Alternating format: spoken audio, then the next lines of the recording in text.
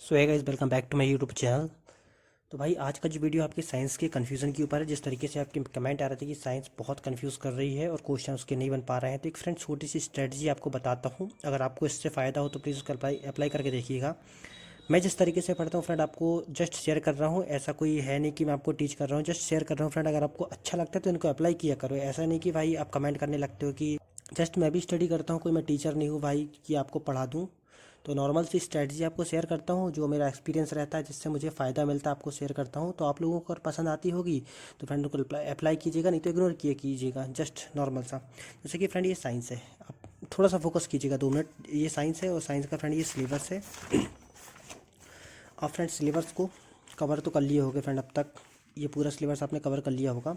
जैसे कि मैं बायोलॉजी की बात करूँ, बायोलॉजी से लेके फ्रेंड आप सभी विषय को, बायोलॉजी का तो आपको थ्योरी पूरा पढ़ना पड़ेगा। और पहले आप थ्योरी तो कवर कीजिए, क्योंकि क्वेश्चन जरूरी नहीं कि इन्हीं से बने, पर इन्हीं के इर्द गिर्द रहते हैं। थोड़ा सा उनका लैंग्वेज घुमा दिया जाता है और आपको क्वेश्चन यहीं से देखने को मिलते हैं।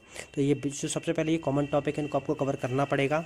उसके बाद ये छोटी सी रणनीति, जैसे कि आपको हर, जैसे कि फिजिक्स केमिस्ट्री बायो का स्टैटिक पोर्शन जो रहता है, जैसे कि खोज करता होगा, जो मतलब जो फिक्स है खोज करता होगा, जो आने ही आना है, विटामिन्स के नाम, परमाणु परमाणु की खोज किसने की, मतलब इस टाइप की जो स्टैटिक पोर्शन है उसको आपको सबसे पहले कवर करना है। भौतिक विज्ञान का, रासायनिक विज्ञान का, जीव विज्ञान का, तीनों का आपको अच्छे से कवर करना है।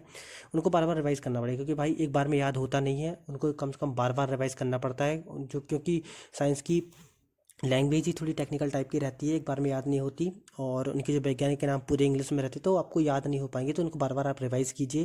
क्वेश्चन वहाँ से फंसते ही फंसते हैं, क्योंकि स्टैटिक पोर्शन का जो रहता है साइंस का, 30% ईजी पूछेगा, जो कि स्टैटिक से आएगा, जो कि सबसे बन जाएगा। तो आपको उनको तो गलत करना ही नहीं है, तो सबसे पहले उनको आप तैयार करके चलिए। तो पहले आपको स्टैटिक पढ़ना है, फिर पी में ध्यान दीजिए फ्रेंड। पी आपको लगाइए, क्योंकि वहाँ से रिपीट होते ही होते हैं क्वेश्चन। और पी लगाने का एक बेनिफिट ये मिल जाएगा कि क्वेश्चन रिपीट पे जाएंगे और आपको थोड़ा सा लेवल समझ में आएगा किस टाइप के क्वेश्चन आते हैं।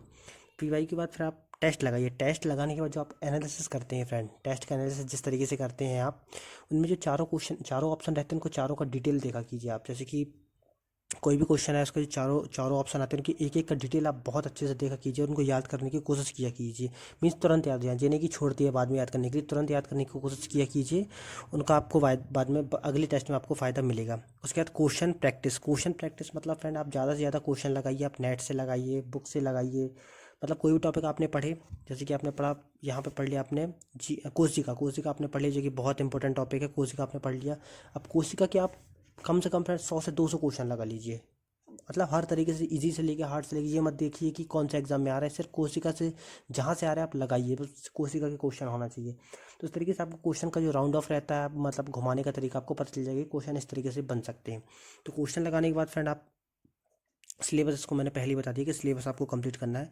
और फ्रेंड टारगेट स्टडी कीजिए। अभी मैंने एक वीडियो डाला था, एक भाई का कमेंट आया था कि भाई 2 घंटे में क्या पढ़ते हो, 1 घंटे में क्या पढ़ते हो। तो भाई पढ़ने का ये है कि थ्योरी मैंने पढ़ चुका हूँ, थ्योरी मैंने बहुत अच्छे से पढ़ लिया है, एक एक डीप में जाके पढ़ लिया है। मैं लगभग 1 साल से तैयारी कर रहा हूँ। मैंने मार्च में लिया था मैथ, आपका पीवी फाउंडेशन का कोर्स विनर से मैंने मार्च से लिया था, और मार्च के पहले से तैयारी कर रहा हूँ। तो मैंने थ्योरी बहुत अच्छे से पढ़ ली, पर मुझे क्वेश्चन नहीं बन रहे थे।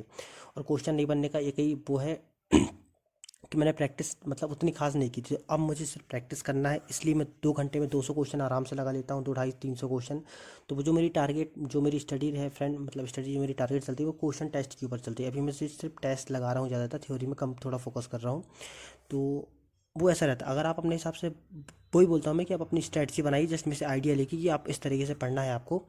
तो ये नहीं कि आप जस्ट कॉपी करोगे। और कॉपी तो फ्रेंड, अगर आपकी तैयारी भी हो गई, आपने थ्योरी पूरा पढ़ ली, तो आप 1 घंटे भी टेस्ट लगाओगे तो पर्याप्त होता है। एक क्वेश्चन, अगर एक क्वेश्चन के लिए आप 1 घंटा दे रहे हो, तो मतलब एक टॉपिक के, एक सब्जेक्ट को आप 1 घंटे दे रहे हो तो बहुत होता है। 1 घंटे में आपके भाई क्वेश्चन के 200 क्वेश्चन आराम से लग जाते हैं और आराम से उनको रीड कर लेते हो आप।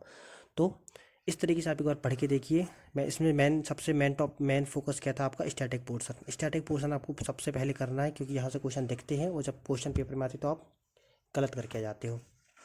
तो ये छोटी सी रणनीति है फ्रेंड, इसको अप्लाई कीजिए। और फिर भी कन्फ्यूजन हो तो बताइएगा, मैं कोशिश करूँगा अगली वीडियो में उसको सॉल्व करने की। तो फ्रेंड वीडियो कैसी लगा प्लीज़ बताइएगा, और चैनल को प्लीज़ सब्सक्राइब कीजिए, लाइक कीजिए और फ्रेंड्स सपोर्ट कीजिए। Thank you.